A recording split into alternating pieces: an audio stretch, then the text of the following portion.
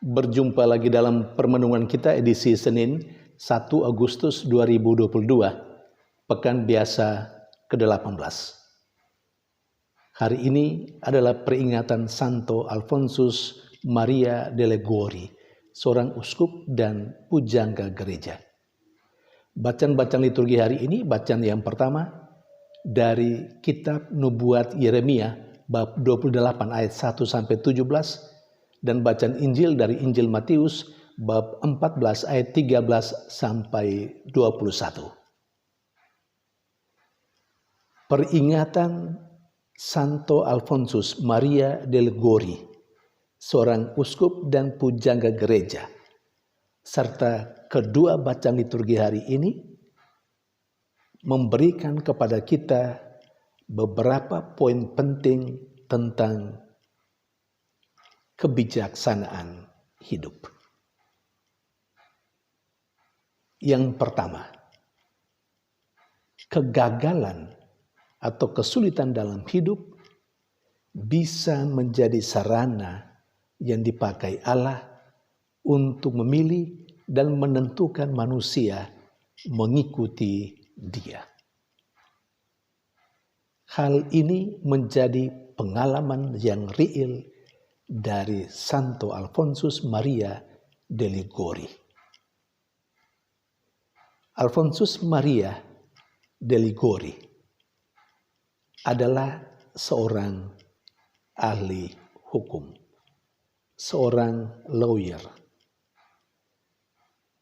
Dan dia menjadi lawyer yang sangat termasyhur, yang sangat terkenal.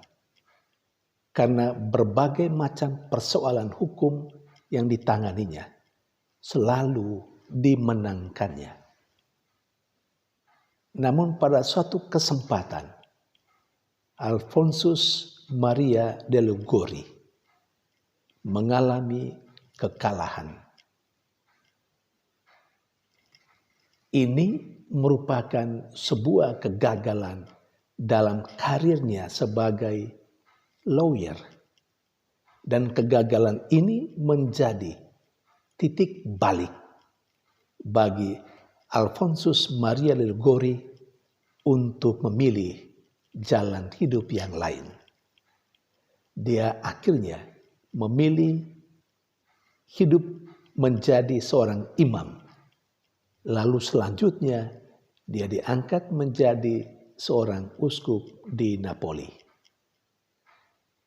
Dan sebagai seorang uskup, dia dikenal sebagai uskup yang baik, yang mempertobatkan banyak orang dengan khotbah-khotbahnya yang sederhana, tetapi dipahami oleh umatnya.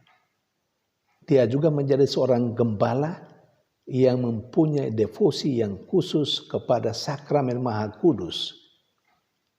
Perayaan Ekaristi adalah hal yang baginya menjadi sebuah kewajiban. Dia selalu mengajak umatnya untuk menerima Tuhan dalam perayaan Ekaristi, dalam santapan sabda dan tubuh dan darah Tuhan. Saudari dan saudara yang terkasih, sekali lagi pengalaman kegagalan, kekalahan untuk pertama kali dalam hidupnya sebagai lawyer telah membuat Alfonsus Maria delle Gori memilih jalan hidup sebagai seorang imam dan kemudian uskup. Kegagalan dalam hidup pasti tidak diinginkan oleh siapapun, termasuk oleh saya dan Anda. Tetapi bisa saja orang tidak selamanya sukses dalam hidup. Bisa juga orang mengalami kegagalan. Maka baiklah andai kata kita pernah mengalami kegagalan, lihatlah peristiwa itu dengan kacamata yang positif. Bisa saja kegagalan yang kita alami, kesulitan hidup yang kita alami, menjadi sarana yang dipakai oleh Allah untuk memanggil kita mengikuti Dia dalam hidup ini. Tinggal apa tanggapan kita? atas kegagalan kita. Kebanyakan kita menganggap kegagalan sebagai sebuah malapetaka, sebuah pengalaman pahit yang mengantar kita kepada kehancuran. Seharusnya sejauh kita mau belajar dari pengalaman Alphonsus de Liguori, tidak mesti setiap kegagalan membawa kita kepada kehancuran. Tinggal kita melihat sedikit positif. Mungkin saja itu adalah sarana yang Tuhan pakai untuk memanggil kita lebih dekat dengan Dia dan untuk memahami rencananya dalam hidup kita. Poin yang kedua sebagai kebijaksanaan hidup yang bisa kita petik dari bacaan-bacaan liturgi hari ini. Allah bisa memilih siapapun untuk menjadi alatnya. Katakanlah, manusia bisa dipakai oleh Allah untuk melaksanakan karya-karya Allah. Tetapi tidak semua yang berbicara atas nama Allah itu datangnya dari Allah.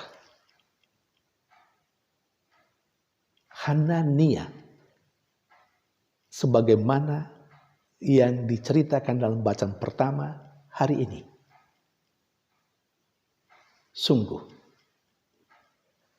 dia menganggap dirinya sebagai seorang nabi.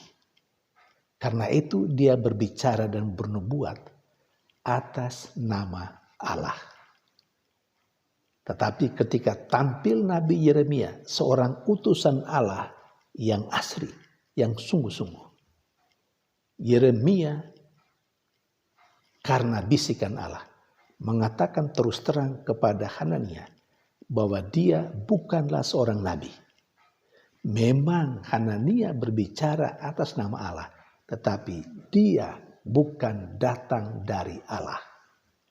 Karena dia justru membuat banyak orang Israel, umat murtad, berbalik dari Allah. Saudari dan saudara terkasih, banyak itu dalam kehidupan kita.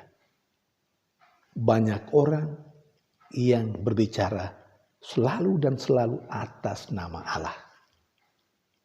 Tetapi ingat, tidak semua yang berbicara atas nama Allah itu sungguh-sungguh datangnya dari Allah. Itu kamuflase. Itu hanya modus supaya orang yang mendengarkan mereka percaya seakan-akan apa yang mereka katakan sesuai dengan kehendak Allah. Karena mereka memakai atau mengatasnamakan Allah. Sekali lagi ingat, tidak semua orang yang berbicara atas nama Allah sungguh-sungguh datang dari Allah. Hanania dalam bacaan pertama menjadi contoh bagi kita dan keseharian kita selama ini bisa menjadi contoh bagi kita bahwa tidak semua orang dan kelompok-kelompok yang mengatasnamakan Allah datangnya dari Allah. Dan poin yang ketiga, kebijaksanaan hidup yang bisa dipetik dari bacaan Injil hari ini adalah siapapun yang menderita, yang membutuhkan pertolongan, harus dilihat sebagai peluang untuk berbuat baik. Orang banyak mengikuti Yesus. Yesus yang mau mengasingkan diri karena kesibukan-kesibukan dalam pengajaran, mau menyendiri, bisa saja untuk berdoa. Tetapi pada saat yang sama, orang banyak berbondong-bondong datang kepadanya. Bagaimana reaksi Yesus dan bagaimana reaksi para murid Yesus? Yesus melihat mereka dan hatinya tergerak oleh belas kasihan. Dan Injil menegaskan Yesus menyembuhkan orang-orang yang sakit dari antara orang yang berbondong-bondong datang kepadanya. Yesus melihatnya sebagai peluang bagi dia untuk berbuat baik, untuk menunjukkan belas kasihannya. Lain dengan para murid Yesus. Injil hari ini juga bercerita bahwa mereka datang kepada Yesus dan meminta supaya Yesus menyuruh orang-orang itu pergi. Tapi Yesus mengatakan, kamu harus memberi mereka makan. Jelas. Bagi para murid Yesus, orang banyak yang datang ini sangat mengganggu. Mereka melihatnya sebagai beban karena merepotkan mereka. Tetapi Yesus dengan tegas mengatakan, kamu harus memberi mereka makan. Dengan itu Yesus mau mengatakan kepada para muridnya untuk melihat orang banyak itu, pertama-tama sebagai peluang bagi mereka untuk berbuat kasih. Saudari dan saudara terkasih, sekian banyak orang ada di sekitar kita, termasuk orang yang mempunyai kesulitan, orang yang menderita. Apa pandangan kita tentang mereka? Dan bagaimana kita memahami orang-orang yang ada di sekitar kita yang menderita itu? Apakah kita melihatnya sebagai peluang bagi kita untuk berbuat baik, berbuat kasih, atau kita melihatnya sebagai beban, lalu kita akhirnya menolak mereka? Saudari dan saudara terkasih, semoga peringatan Santo Alfonsus Maria de Liguori hari ini dan bacaan-bacaan liturgi hari ini menginspirasi kita untuk menjalani hidup lebih baik lagi di hadapan Allah dan sesama. Tuhan memberkati.